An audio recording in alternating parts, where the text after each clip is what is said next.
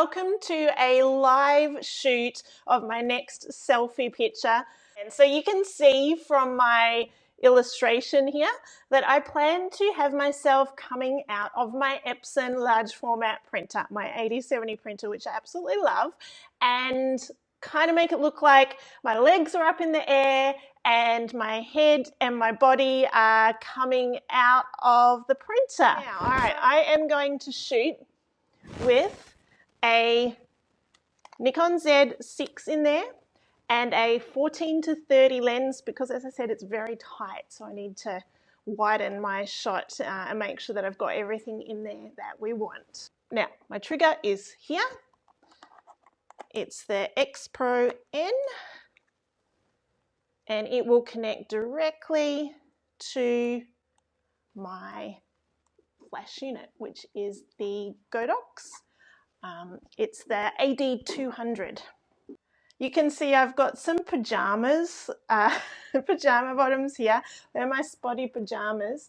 So I'm actually going to photograph with them hanging or kind of in there. So I've got that flat part coming out, and then I'm going to merge that into me. I'll do a test shot while that's turning on. It does its thing. I've got my camera on manual. I'm going to put my shutter speed on 100. I'm going to put my aperture on, this is a guess at the moment, f6.3. I'm using a light to fill, but I want to use a lot of natural light as well. So I don't want this to be a really bright light there. That's just to fill the space. I'm going to turn the ISO onto manual and change it down to 1000. And I'll just focus on the Epson sign for now, which is approximately where I will be.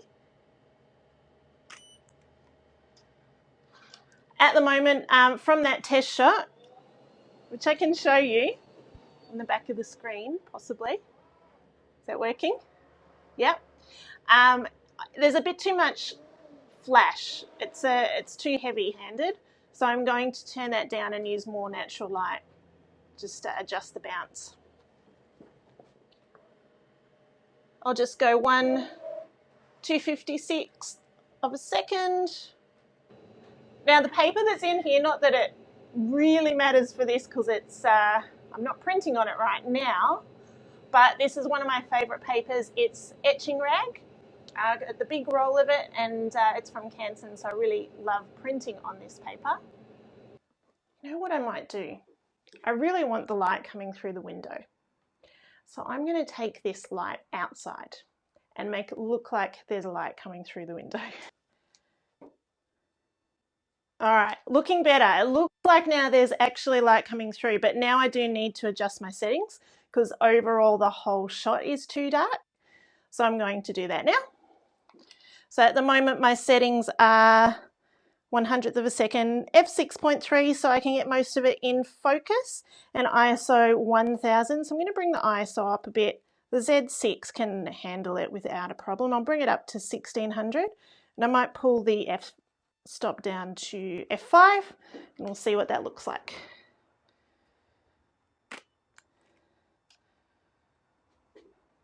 Looking better. It's probably still a little bit dark down the bottom of the printer. So what I am going to do is go and get my V1 Godox, which is another portable light that triggers off this, and just add a little bit of fill. I might even just bounce it onto the wall behind to get that little bit more light down below. So I'm just going to... So this already has a round head on it, and so I'm going to pop that down on the ground here and bounce it back onto the wall, just to provide a little bit more light down below. Heaps better. All right, so have a look at that. And so my settings are 100th of a second, f5, and ISO 1600. So that's where we're at with the light on the outside that's shooting through, the AD200 on the outside of the window, and this little V1 down below bouncing onto the wall in a very tight space. So that's kind of the benefit of having the little portable lights. You can kind of put them in a really tight space and fill out the light. All right, so here we go. that's kind of how I want it. But then I have to put my pajamas in there. Now, the reason I'm doing this, I realized that to make it look like this part of my body is sort of flat, it's pretty hard with Liquify after the fact. But if I can blend it into a flattened piece of pajamas like this, then it will look more realistic. My legs are going to be coming up like that. Again, this is live. I have not done this really before, so it may or may not work, but we'll wait and see, won't we? Okay, I've got the paper coming out here. This is where my head and everything's going to be. And so I'm looking at everything now in my shot. Everything's deliberate right now. The printer, the pajamas, the paper coming out, the Canson paper there because I love this paper, so I'm putting it in the shot. My grandfather, if I can fit him in, so he actually got me into photography, and that was a self-portrait that he took before he passed away, so I want to put that in there. There's a few frames and random things in the corner there that I'm happy to leave there, but yeah, everything is there on purpose now. So what I need to do is just get a few different angles, and then I can go back into Photoshop and pick which one I like best. So I'm going to start sort of down low. I'm going to focus on the Epson logo, so I've got that point of focus. I'll go down a little bit lower. It's really, it is awkward with lots of lines in a shot using a wide angle lens, because you've got to kind of look at where the lines are fitting in the shot. And on the edges, it can look strange if they're really skewed. So a few different shots, different angles, the light's coming through the window. This is the brilliance of mirrorless, that you can look on the back of the screen, otherwise it'd be like this, and it would be really, really hard. Back into my now office, which is in my studio. So, turn off the camera, take the card out. It's always really good to have a card reader instead of trying to download photos directly from the camera. It's much faster and more reliable. So it's a little card reader that we're going to pop this card into. And back into the computer. Okay. Now there's JPEGs and RAWs on there. Sometimes I shoot like that because then you can sort of use the JPEGs really quickly if you need to, or you can then fully edit the RAWs as you need to. So I'm going to copy that across to this folder. So you can see it's quite warped because it's a really wide shot.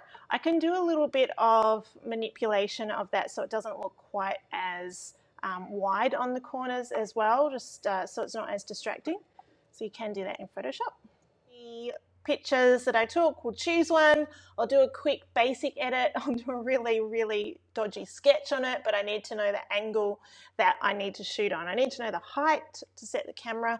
And because I'm sort of working upside down, you kind of need to think backwards. So it is going to get a little bit tricky, but we'll manage and we'll make that work.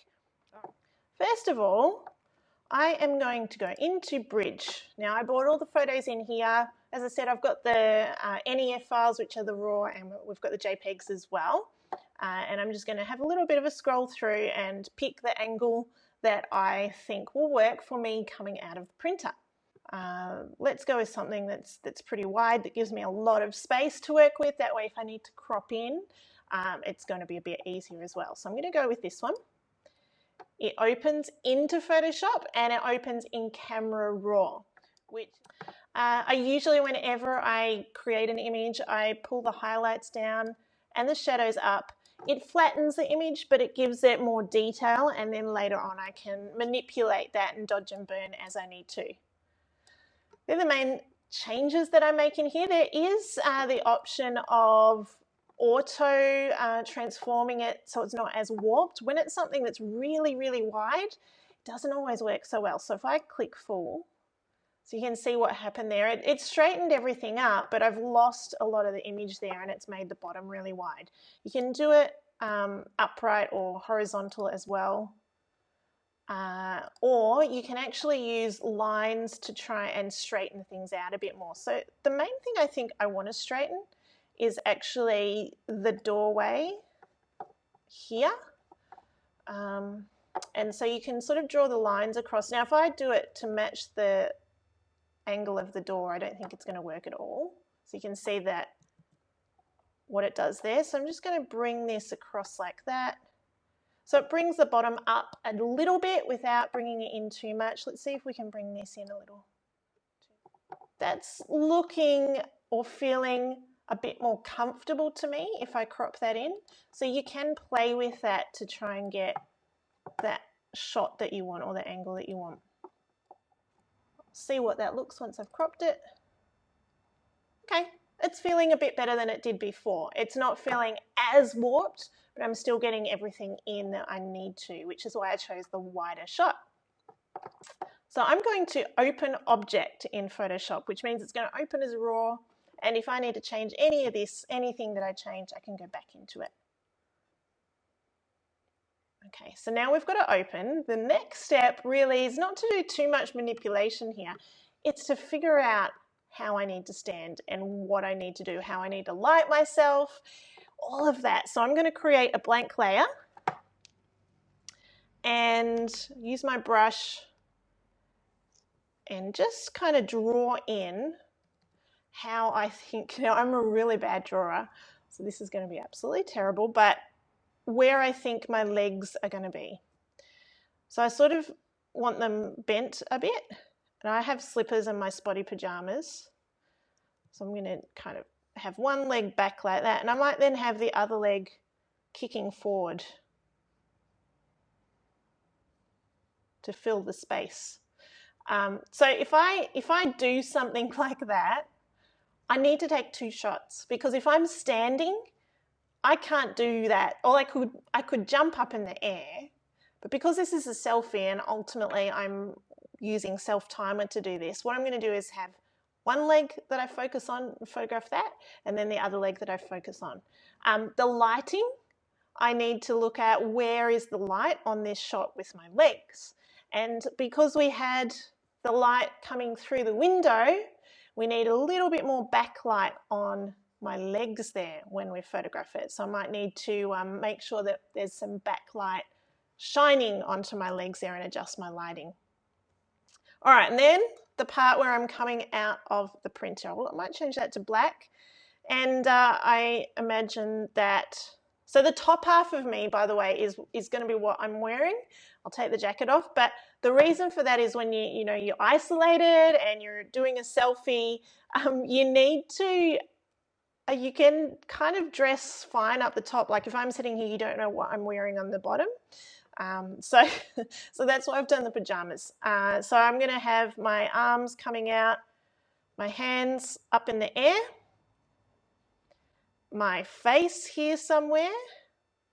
I'm going to have a shocked look on my face, and my hair needs to be working with gravity. So I'm going to photograph that standing up, but I need to take another shot of my hair so that the gravity is going to work. And this part of me coming out of the printer, I'm going to flatten and liquefy in Photoshop. And then I sort of come out 3-dimensional. So I need to create a bit of shadow onto the paper there as well. What I'm going to do now so that you can see everything is I'm going to set this camera up so that you can see this, which is directly through the camera, exactly as the camera is seeing it. And then also sort of behind the scenes shot, so that you can see what's going on. So you'll be able to see the camera, you'll be able to see me in this shot here. Thanks, Julie. All right, so I'm going to jump in over there, and all right, so here I am. I have my pajamas, and I'm going to take this jacket off. So this top half, as I said, is the official side of things. and the bottom half. Now I need special slippers as well. I'm going to take my shoes off. I'm going to shoot the pants first. So put these on. Getting dressed on live video, it's always good, huh? All right, here are my spotty pajamas. Okay, and slippers. So for this shot, we'll need to point the camera down a little bit. Okay, so we can see my feet. Yep, top half is not really important, and I'm going to have to stand this way to get the shot that I want. So the way that I'm going to do it is I will actually shoot on self-timer. So this is all about doing a selfie. So I'm going to shoot on self-timer and show you how I'd program that. So I've got a whole lot of programmed settings here in my Z7, and it makes it easy for me to get to what I need to. So I am going to go over to self-timer. 5 seconds gives me a bit of time to jump into the shot. And you can also change how many shots it takes. So at the moment it'll be 9 photos in a row. And so we'll do that. We'll take the photos. It's going to start shooting. So I need to be ready. I've got a little trigger on here so I can get into position. Here's the trigger. So I can press that and be ready, and then I can drop it. Okay, so here we go. So this, I got to work out where I want my legs. I'm not entirely sure yet, so I'm just taking lots of shots. All right, I'm going to go focus on this leg now. So I'll press the self-timer button again. Back into position. So up in the air because I want to bend my foot.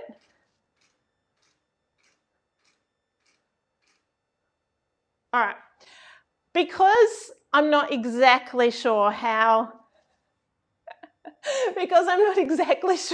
this is going to come in, I want to check if these leg shots work before I go ahead and take any other photos.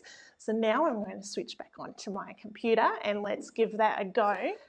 All right, so I am going to check now whether those shots worked. If we kind of turn this around, then I'm coming out of the printer the right way.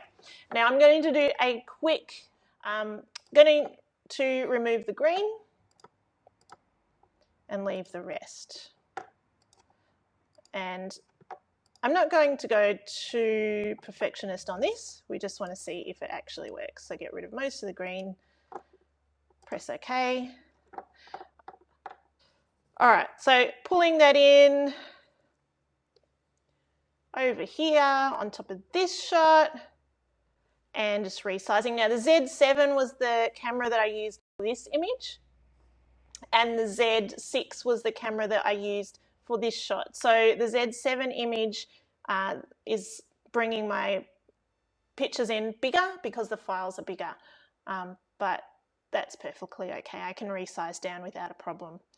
Okay, so looking at that, sort of pretend that I'm sort of part way in the printer there, turn off layer 1 so I can see that, do a very quick removal of this area here, and you can see the color's not quite right, but I can definitely fix that up in Camera Raw. It's just a white balance issue. And I can then sort of start to blend and squish and move my body into place. But can you see the problem here is that this slipper is, or this foot is flat. And that's why I needed to take multiple shots of my feet so that I can have the bend on both of the feet, not just one of them. So I can see that that's going to work quite well. I think I've got those shots and I can work with a few of them because I got a bunch of different ones, 9 from each shoot or from each self-timer shoot. And then I can also edit the white balance in there to match. So we need to warm it up a little bit. I think the green's thrown it out. And that can be easily changed in Camera Raw and then brought back in just with the click of a button. So I now need to photograph the top half, the official half. I'm going to tie my hair up for this. Now the reason that I'm doing that is so that when I am upside down, my hair is actually going to be coming down like that. So I'm going to get it up high on my head, and then I'm going to merge another shot of my hair onto my head. Okay, so this is going to work. All right, I learned a lot doing the Alice in Wonderland falling down the rabbit hole and angles and things, and it's kind of does get confusing, but you've just got to remember all the different parts that you need. So what I will need after I've done this shot, because it's awkward to hang upside down, and it's easier for me to get the shot of going, like that, standing up. But I do need to be able to merge the hair coming off my head with my sort of forehead and make it look like it's not like pulled back. So I'm going to have to do something a bit crazy to do that part of it. And I need to make sure I go the right way around too. So we're going to switch over to the camera, and we're going to do these self-timer shots. Again, 9 shots of each, 5-second delayed, so I can get them prepared, and I'll just change angles. One of the things that I'll explain to you as well is where I've put the camera in terms of the perspective. You can see that the camera is sort of about this height, and we had to do that for the feet as well as for the top half, even though I'm getting flipped, because the angle that I photographed the printer, the horizon, or where I actually photographed the printer, was about there in the middle.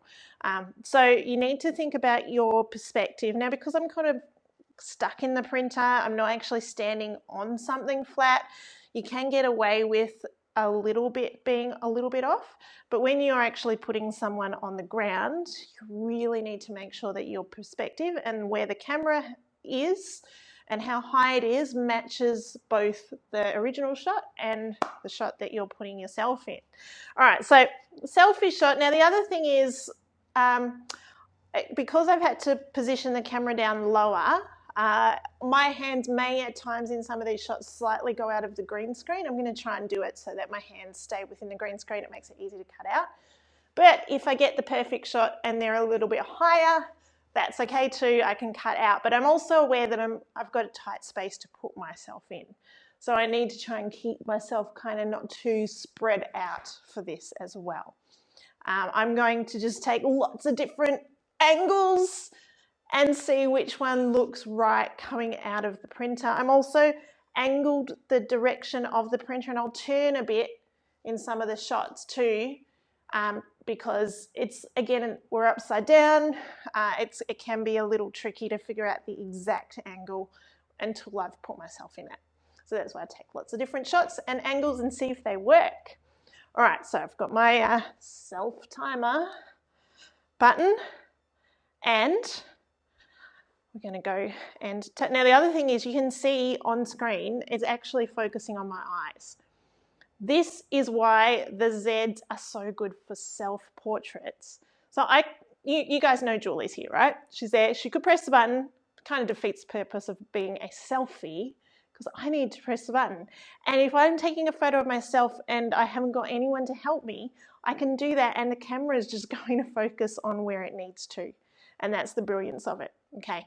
So here we go, let's take a few shots and see how they end up. And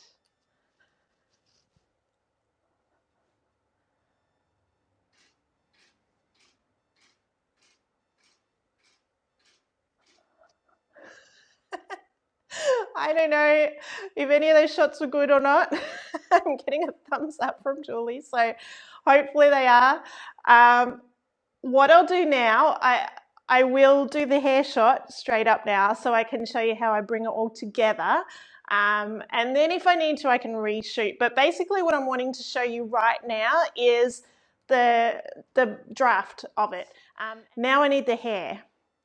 So the way that I can do that, one thing I need is I need to kind of have the front forehead and the hair, and I could do this.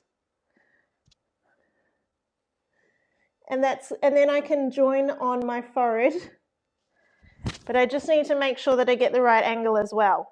So I'm going to do some self-timer pictures. Now I'm going to see if that works. If that doesn't work, I may need to do something backwards like that. but I think I need to lie on something for that. So let's try this way first. Lots of fun. Here we go. So let's see if this is going to work. Okay, bit of a test run. I have not done this since Alice in Wonderland. It's many years ago, so please excuse me if it doesn't quite work the first time. Here we go. Okay.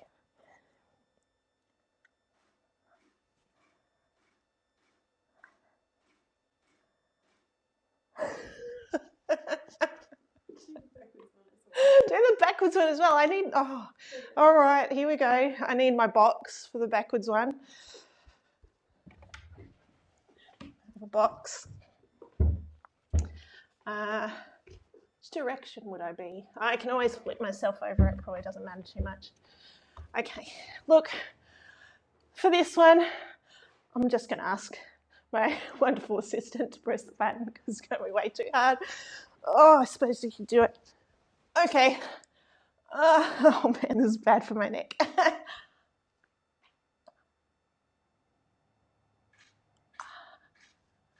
Oh my. So that was a bit of a workout doing that. All right, I think I've got the shots ready. Again, it's we're live, so we'll actually just see if they work. So I'm going to switch over to the screen so you can have a look, and we'll pull them in one by one. Okay. So here we are. The first one that I'm going to choose is one of these ones, and you know, I've got a few different angles going on here, and I'll just have a look close up. It's such a tag. I don't even know which one's going to work. I think I'll just try one and we'll see if it all sort of fits in terms of the angle. I think that's the main thing. So open that up. And first of all, crop down so we don't need to get rid of all the rest of it. Just make some adjustments, highlights, shadows. You can change all of that later because we're going to open it as a smart object in Camera Raw. Select. Now the green screen action works, but I already use the same green, the same settings, so this is sort of a pretty quick way of doing it. Get rid of the green, invert, press OK. All right, and then I create a mask. Now I'm not going to do any more work on this right now, remembering that I'm going to add my hair to whichever photo that I choose, so I don't need to really get in and refine that green around the hair anyway on that one. And I'm not sure if this is the shot that I'm going to use, so we're just going to try it and see. So now for some reason that keeps switching on my screen, so I'm just going to make an adjustment on Photoshop so it hopefully doesn't switch out on you guys. I'll make Photoshop a little bit smaller and see if that stays there. Okay.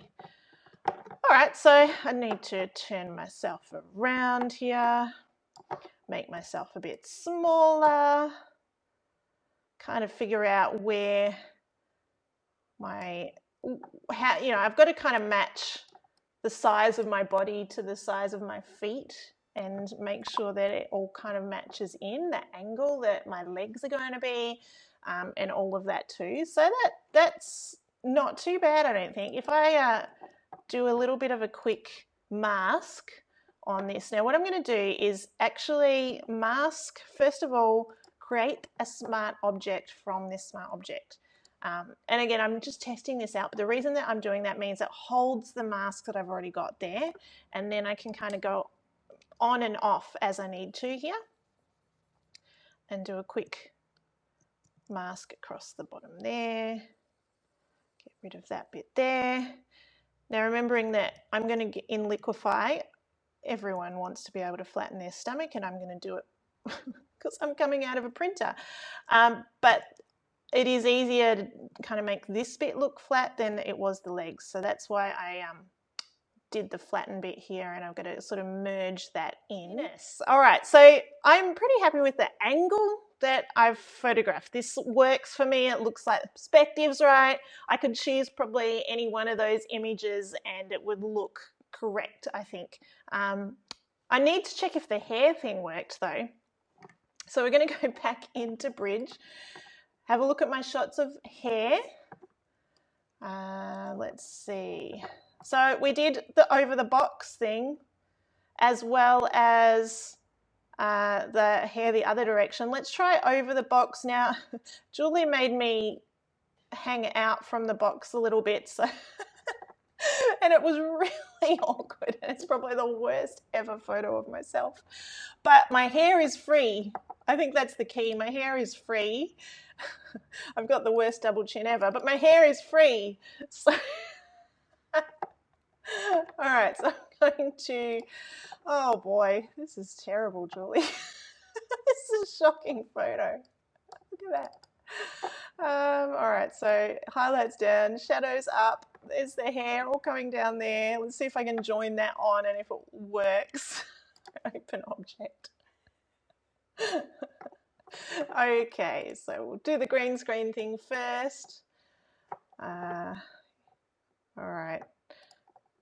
Pretty much just needs the green screen around the hair bit. We can use we can later on get rid of everything else with the brush. And I will show you when I do the proper edit how to clean up around the hair. And you know, you see a lot of green there, but it's really, really easy to get rid of the green.